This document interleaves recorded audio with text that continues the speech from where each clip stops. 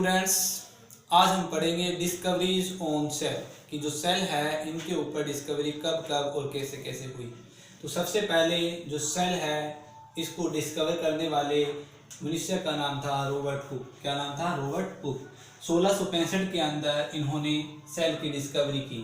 तो इन्होंने सेल की डिस्कवरी करने के लिए पहले तो अपना खुद का एक माइक्रोस्कोप तैयार किया और उसी माइक्रोस्कोप के द्वारा इन्होंने कोर्क को देखा। कोर्क का मतलब होता है जो पौधे होते हैं, जो पेड़ होते हैं, उसके बाहरी जो पार्ट होता है, जो सूखा हुआ पार्ट होता है, उसे कोर्क बोला जाता है। उसी कोर्क को इन्होंने उस माइक्रोस्कोप के द्वारा देखा। तो इनको उस कोर्क के अंदर क्या मिला कि जो कोर्क है, कोर्क को अगर हम माइक्रोस्कोप से देखते हैं तो उसके अंदर छोटे छोटे हनीकॉम्ब जैसे होल से दिखाई देते हैं और उन्हीं होल को बोला गया सेल। क्या बोला गया?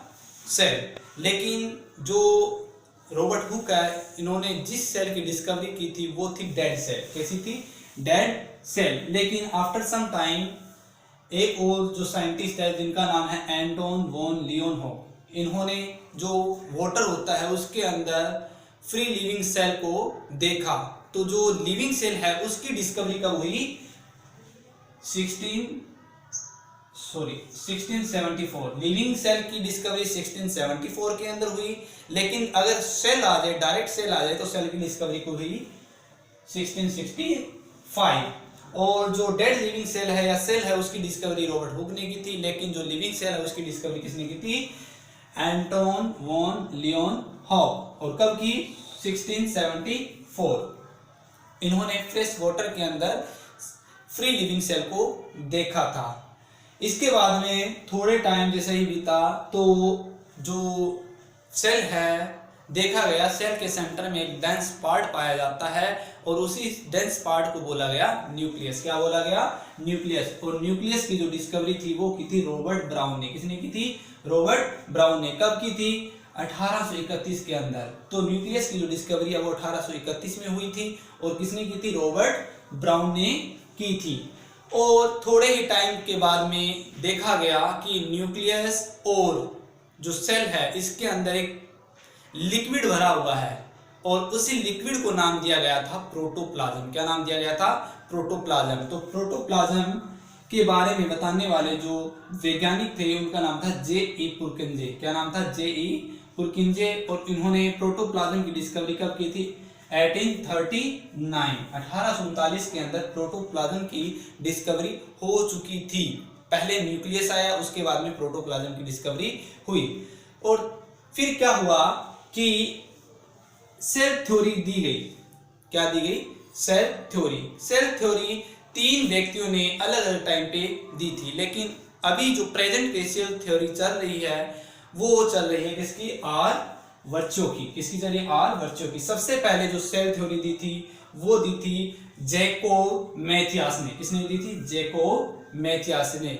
और अपनी सेल थ्योरी के अंदर इन्होंने बताया था कि दुनिया के अंदर जितने भी प्लांट है, दुनिया के अंदर, विश्व के अंदर जितने भी प्लांट है वो सारे के सारे किससे बने हुए हैं? सेल से बने हुए हैं। इन्होंने एनिमल्स के बारे में कुछ नहीं कहा था कि एनिमल सेल से बने हुए हैं या नहीं बने हुए। इन्होंने सिर्फ प्लांट के बारे में कहा था कि दुनिया में जितने भी प्लांट है वो सेल से बने हुए हैं।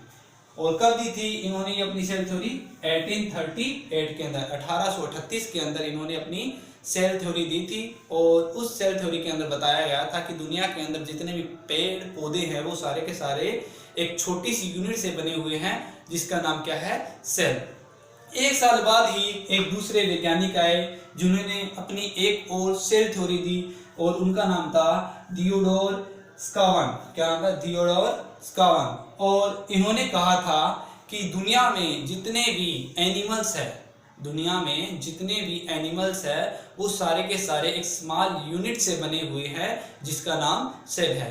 तो जो स्केवन है इन्होंने एनिमल के बारे में बताया था कि दुनिया में सारे के सारे एनिमल सेल से बने हुए हैं।